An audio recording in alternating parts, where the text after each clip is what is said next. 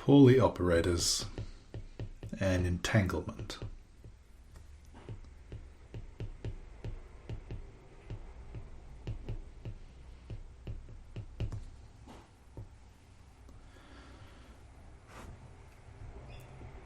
So for the moment, let K be a general commutative ring.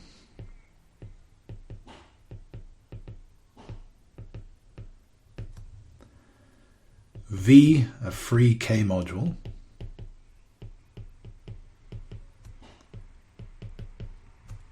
With basis thetas, theta 1 through theta n.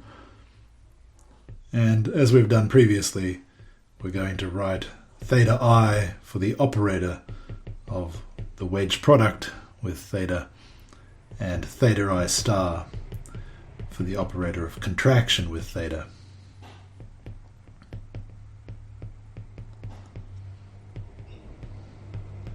As operators on the exterior algebra of V. If you don't know what that is, you can go back and look at LC001, board set 2. So as I commented back then, in fact these wedging and contraction operators are all the operators that exist on the exterior algebra. More precisely, if you take those 2n operators,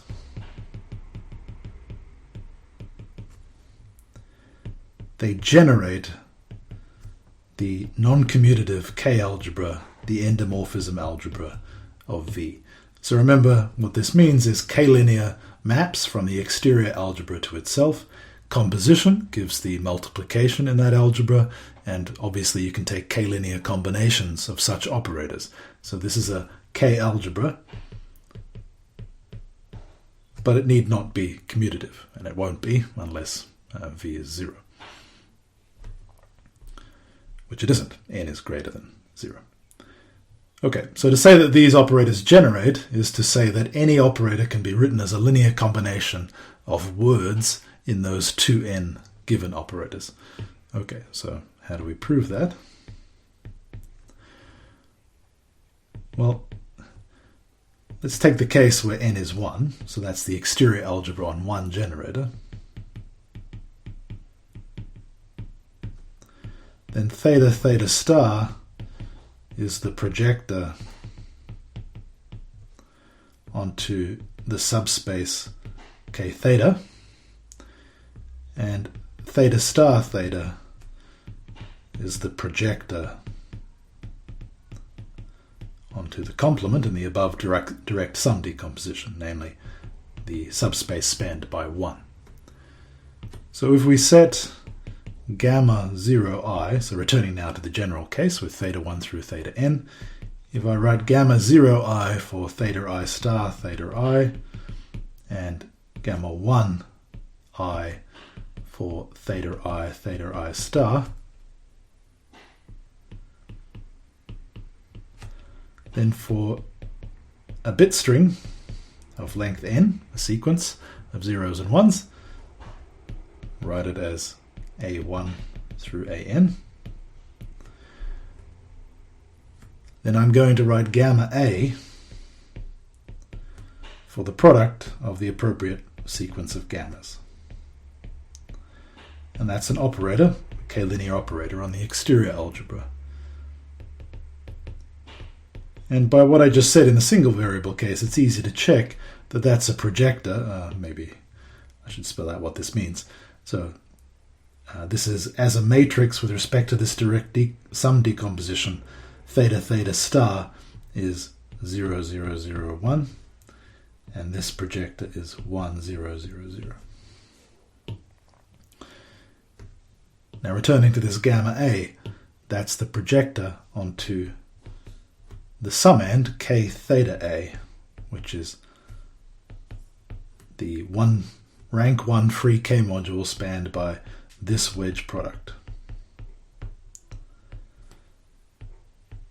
So that's a direct sum of the direct summand of the exterior algebra. Recall back in the earlier set of boards we talked about a K basis for the exterior algebra. It's given by such wedge products. So the the exterior algebra on V can be written as a direct sum decomposition into those rank 1 free modules spanned by those wedge products. I'm noticing here it's a bit awkward because what I mean by this in the case where A1 is 0 is that you leave out this term in the product. Right? So you take the product of whatever thetas are specified by which elements in the sequence are 1. So I hope that's clear. Okay, so that gamma A is a projector onto that subspace, and then on the next board I'm going to explain how to use that to prove the lemma. So the proof continues on the next board.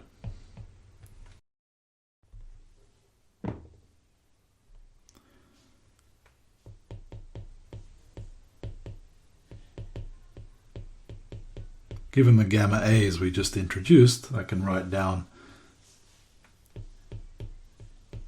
for any pair of bit strings the following operator on the exterior algebra.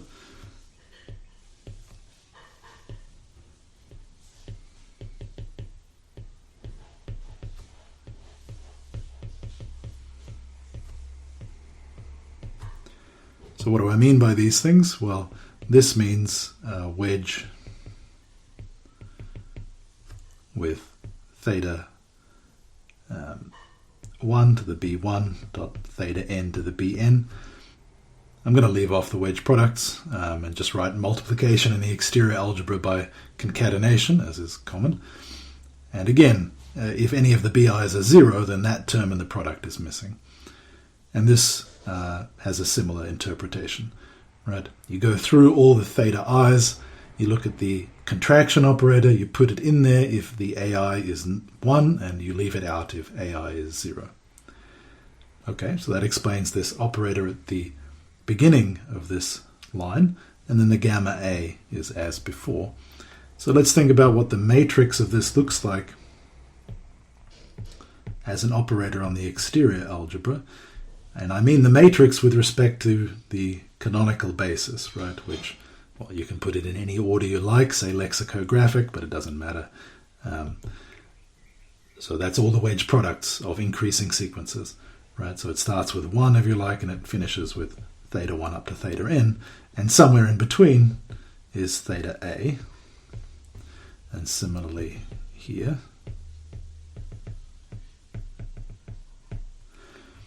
Now, this is the projector onto the rank 1 free submodule spanned by theta 1 to the a1 dot dot dot theta n to the an, that is theta a. So every column here is 0 except this one. All right, so we've got zeros everywhere except potentially in this column. So what the first operator, this gamma, does is it sends every basis element to 0 except for theta a, and then let's examine what the remainder of this operator does to theta a. Well, gamma a sends theta a to just 1, right? Sorry, it sends theta a to theta a. It's the identity on theta a. Now this first part of the operator is just going to send theta a to 1, right? Because if what's coming in to that part of the operator is theta 1 a1 dot dot dot theta n an, if theta 1 appears in that, then theta 1 star to the power a1 will appear in this product, and that will just eat the theta 1 at the beginning, if it's there. And so on through this sequence. It'll just eat everything in that wedge product until there's a 1 remaining. Okay, so what comes out here at this part after that, if you divide this operator into 3 parts, after this second part, what comes out is just a 1, and then we wedge product it with theta b, so what we get out is theta b.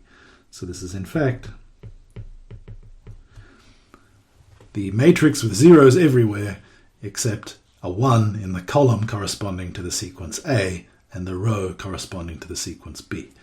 Well, clearly thinking about operators on the exterior algebra as matrices, which I can do with elements in K, any matrix over K can be written as a K-linear combination of these matrices, right? This is something like EIJ, if I is the index corresponding to B and J is corresponding to the sequence A. And any matrix can be written as a linear combination of those. So hence the proof. Right? Clearly any operator is a k-linear combination of these, as A and B range over all bit strings. All right, so that completes the proof of the lemma. Now let me make one remark for the material that's to come on what's called the causal sign convention.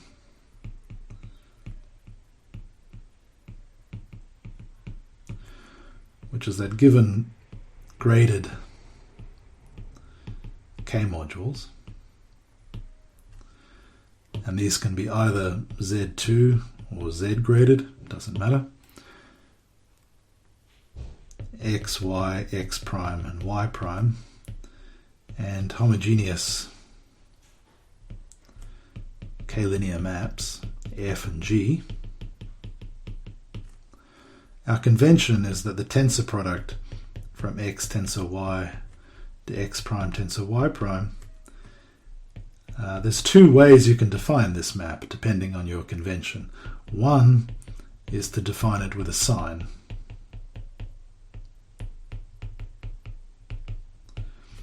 Which arises, so the idea goes, because G and X exchange their order on the left-hand, right-hand side, so there's a sign necessary to compensate, which depends on whether X and G are even or odd. Okay, so for example,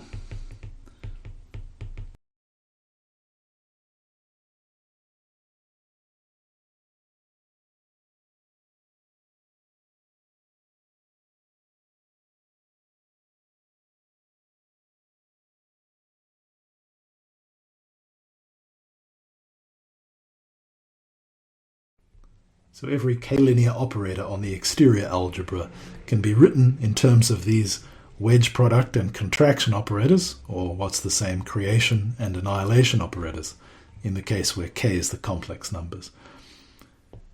So we'll come back to those operators in a moment, but I want to now introduce the notion of entanglement in a Hilbert space. So H is going to be a finite dimensional Hilbert space over the complex numbers. And I invite you to keep in mind the example we've discussed in the previous set of boards, which is the exterior algebra on some number of generators, but let's say just one would already be interesting. Okay, so let me start by defining a separable state. So a separable state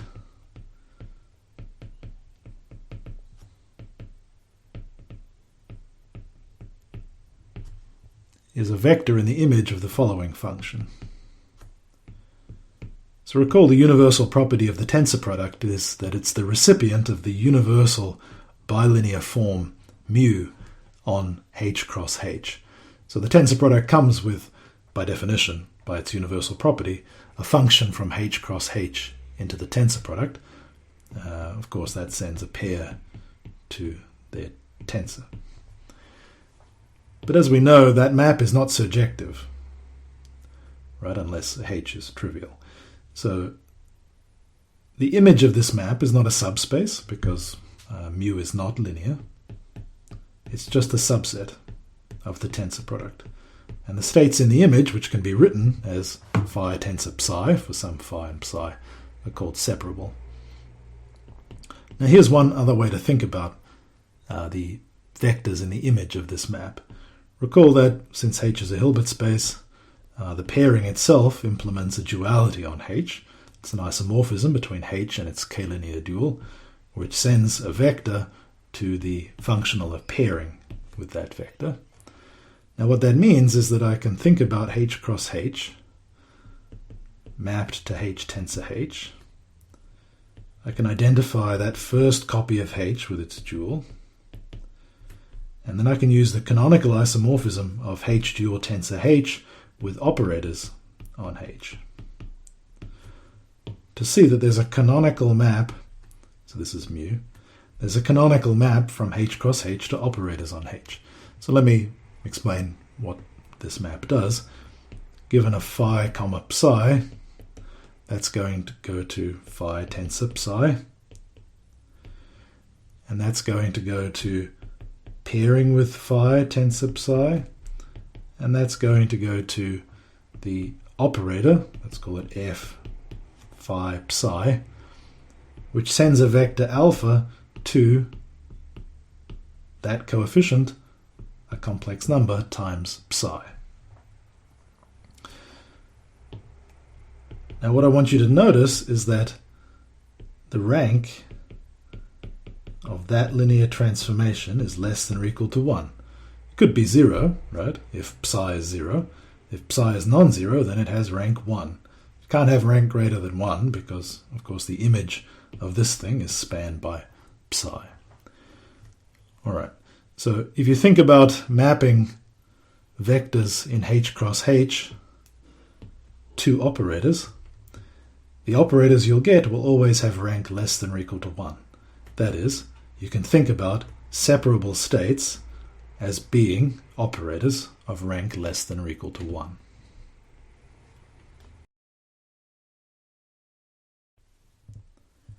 So let me state this more carefully as a lemma.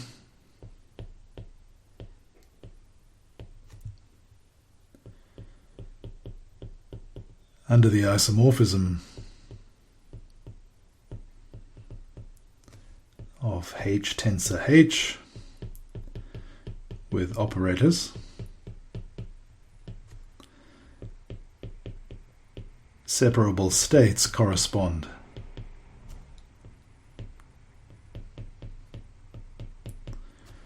to operators of rank less than or equal to 1.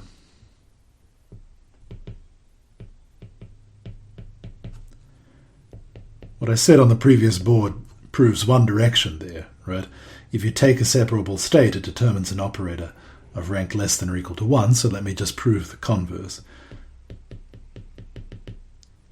Suppose we're given an operator f of rank 1. I mean, if it's rank 0, then the claim is clear. And choose a non-zero vector in the image.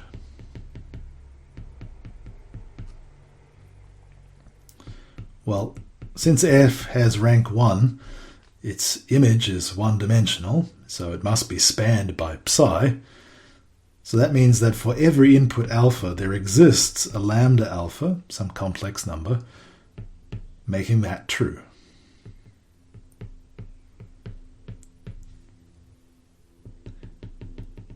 And it's easily checked that that function, alpha goes to lambda alpha, is linear. So that's a linear functional on the Hilbert space H. And, well, in the finite dimensional case, this is obvious, but let's just quote the Reits representation theorem here for conceptual purposes. So by the Reits representation theorem, that functional is represented by some vector. Call that phi.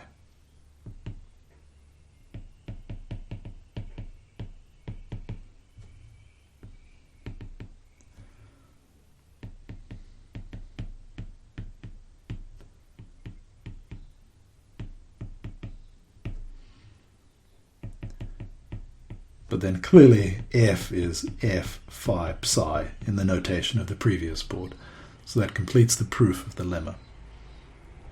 So the picture we now have of separable states is the following. So first of all, identify that tensor product with operators, and within operators, so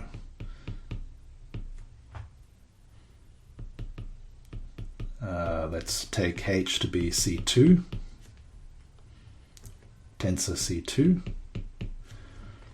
All right, so that's a 4-dimensional complex vector space and thus an 8-dimensional real vector space. So let me draw these pictures as though I'm drawing real manifolds. So I've got R8, that's all operators on H, thought of as real matrices. And then I've got the subset So I've got the rank 2 operators. Then I've got the rank 1 operators.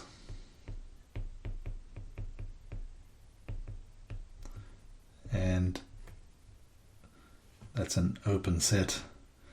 And I've got the point, which is rank 0 operators, i.e. just the 0 map. Okay, so maybe I should say it like this. So rank less than or equal to 2 operators is everything, of course. Rank less than or equal to 1 is some subset, and rank 0. Okay, so if I look at the operators that have rank exactly 1, so I remove 0 from the set of rank less than or equal to 1 operators, that space, as you can check, has dimension 6 as a real manifold. Okay, so if I have rank less than or equal to 2 operators, well, those that are rank exactly 2 has dimension 8. Same dimension as the space itself. Okay, so the point is that there's this geometric picture of operators on H given by matrices of various ranks. There are subspaces of dimension 8 and dimension 6, and the ones that are separable are these rank 1 operators. Okay, so it's 0 plus the other points in the 6-dimensional submanifold, but that means that separable states are measure 0. Because they correspond to these operators of rank less than or equal to 1. So essentially every state is not separable. So those are what are called entangled states, those that are not separable. And on the next board I'll tell you about 4 special examples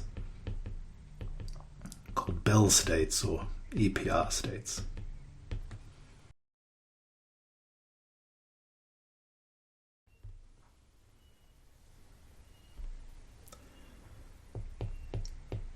Definition: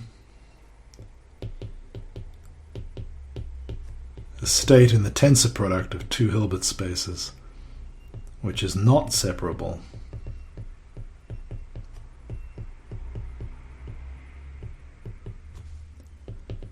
is called entangled.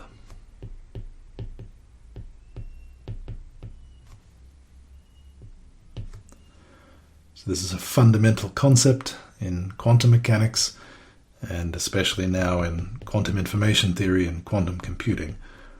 I already mentioned the Bell or EPR states. Now let me make that precise.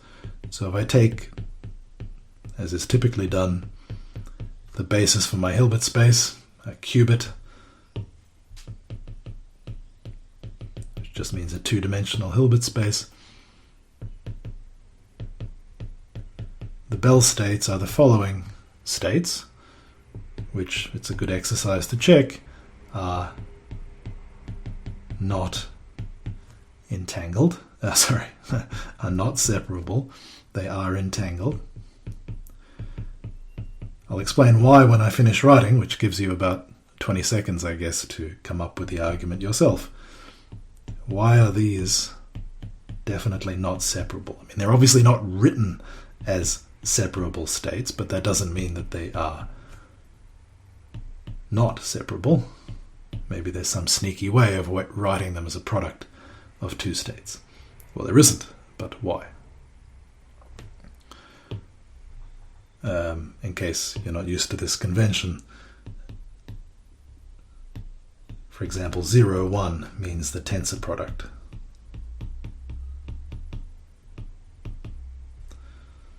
So these are all vectors, these 4 states, in H tensor H. Okay, so let me argue, for example, why this one here is not separable.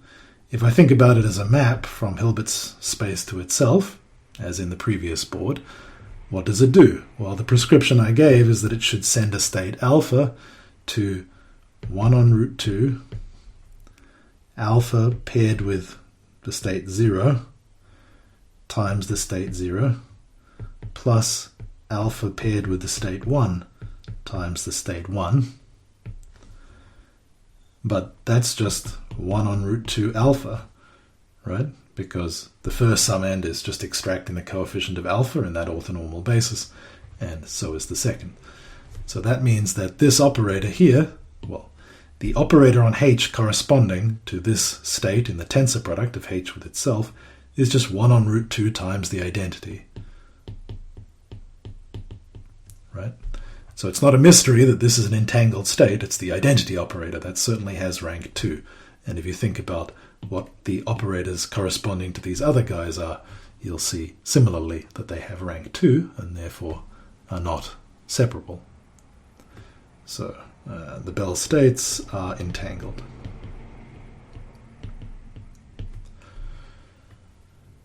So entanglement's very interesting. Nature creates entangled states all the time. So in some sense, they're not rare, right? Because separable states are measure 0. If you just randomly pick a state, so to speak, it will be entangled. Nature, through interactions, creates entanglement all the time. But we're not yet that good at controlling entanglement. So creating entangled states in, well, not just tensor products of 2 copies of a Hilbert space like this two-dimensional one, but many, many copies, creating highly entangled states in such large tensor products of Hilbert spaces, and controlling those states and operating on them is the subject of quantum computing. That's what it's about. Maybe I'll finish this set of boards by just making a brief remark to connect this back to the exterior algebra. So if I take H to be the exterior algebra on one generator theta, then of course I would take this ground state to be the identity and 1 to be theta. So for example, the first Bell state up there would be 1 on root 2. The state 0, 0 is just 1 tensor 1 in the tensor product of those two exterior algebras. And if I think about the second factor as being, so if I write H tensor H as the exterior algebra of theta 1, tensor the exterior algebra of theta 2, then 0, 0 is 1 tensor 1, and 1, 1 is just theta 1, theta 2. Right, so that Bell state is 1 on root 2, 1 plus theta 1, theta 2 in the exterior algebra with this basis. And you could go through the other Bell states and write them in terms of thetas similarly. Okay. So there are many directions that this can be taken. Maybe one you can think about yourself is how can you pick out these states as being eigenvectors of operators on Hilbert space? So I'll leave you with that question. An exercise, write the Bell states or express the Bell states as eigenvectors for some operators on H tensor H, written as creation and annihilation operators or wedging and contraction.